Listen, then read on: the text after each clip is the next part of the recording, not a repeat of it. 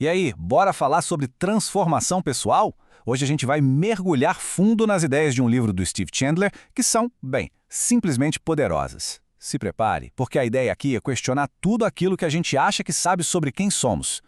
Então, o nosso roteiro para essa jornada de autodescoberta é este aqui. A gente vai passar por esses 5 pontos. E vamos começar com um problema que, olha, muita gente enfrenta e nem se dá conta. Aquela prisão invisível que a gente mesmo constrói para si. Essa frase do Baby Biscuit já dá o tom da nossa conversa, né?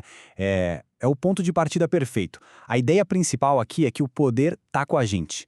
A mudança não é uma coisa que, sabe, acontece pra gente. É algo que a gente inicia. Começa aqui dentro, com o primeiro passo, mesmo sem saber direito pra onde vai.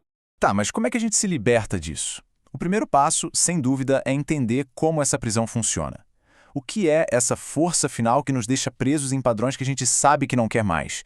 Pensa assim, ó. É como se fosse uma caixa. Uma caixa que a gente mesmo constrói com aquelas frases de sempre. Ah, eu sou assim mesmo, não dá pra mudar, comigo é sempre assim. Essa caixa é o tal do casulo. O livro descreve isso como uma prisão que a gente se coloca, sabe? Um lugar meio escuro, empoeirado, que a gente acaba acreditando que não tem saída. E o resultado de viver dentro desse casulo é ficar num estado de reação constante. A gente só reage ao que acontece. E perceber isso, nos coloca numa verdadeira encruzilhada. Uma escolha fundamental que define como a gente vai responder a, literalmente, tudo na vida. E é aqui que a gente chega no coração da coisa toda. A grande escolha no caminho. De um lado, a mentalidade de vítima. Do outro, a de dono. Qual das duas será que está moldando a nossa realidade agora, nesse exato momento? E o ponto-chave aqui não é rotular as pessoas, sabe? Ah, fulano é vítima. Não. A questão é a postura que a gente escolhe ter a cada momento, diante de cada desafio. A escolha é sempre nossa, a cada instante. Dá uma olhada nesse quadro, a diferença é gritante. Do lado da vítima, o foco está sempre do lado de fora. A culpa é das circunstâncias, dos outros. É uma postura totalmente passiva. Agora, olha para o lado do dono. O foco é interno. É sobre assumir a responsa, se motivar e, o que eu acho mais legal, usar os problemas como um trampolim para crescer. A pergunta que fica é, quem tem mais poder para criar a própria vida, hein? Beleza. Então, a partir do momento em que se escolhe ser dono, como é que a gente bota isso em prática no dia a dia? A gente precisa de uma espécie de mapa para navegar no nosso mundo interior, principalmente naqueles momentos mais complicados. E o livro nos dá uma ferramenta para isso, que ele chama de escada dos Zeus. Pensa nessa escada como se fossem níveis de consciência. Lá embaixo, nos primeiros degraus, a gente está na pura reação. É o impulso, o estresse físico. Subindo um pouco, no meio, estão as emoções que tomam conta, tipo medo, raiva. Mas é lá em cima, nos degraus da imaginação e do espírito, que a mágica acontece. É ali que a gente para de só reagir e começa a criar, a enxergar soluções onde antes só tinha problema. E essa é a parte mais libertadora de todas. A escada está do lado de dentro. Ninguém precisa dar permissão para subir. A mudança de estado de espírito não depende do que está rolando lá fora, mas sim da nossa própria capacidade de usar a vontade e a imaginação para escolher um degrau mais alto. Certo, mas qual é a ferramenta mais poderosa para a gente, na prática, subir essa escada?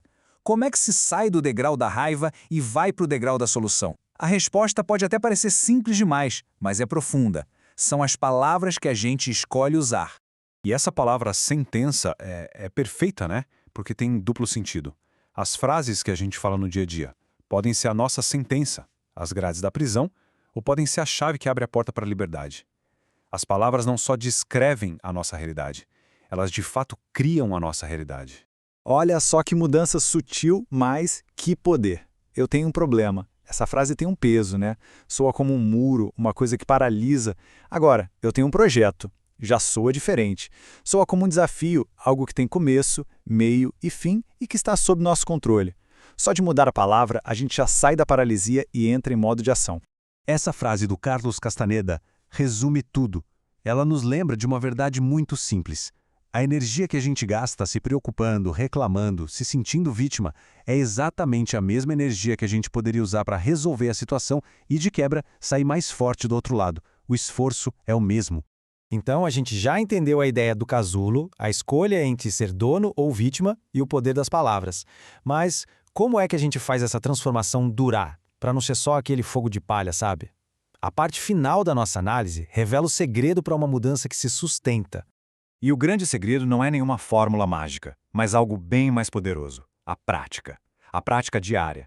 O autor diz que se reinventar não é um evento que acontece uma vez na vida. É como um músculo, precisa ser exercitado todo santo dia, com pequenas escolhas conscientes. Essa ideia de que o espírito humano é um fogo que precisa ser reacendido todo dia pode parecer meio cansativa à primeira vista, né? Mas na verdade é o contrário. É libertador, porque significa que um dia ruim não nos define. Quando a gente percebe que tem esse controle, aqueles momentos de desânimo passam a ser só momentos passageiros, tipo o cansaço no final do dia. Ele passa.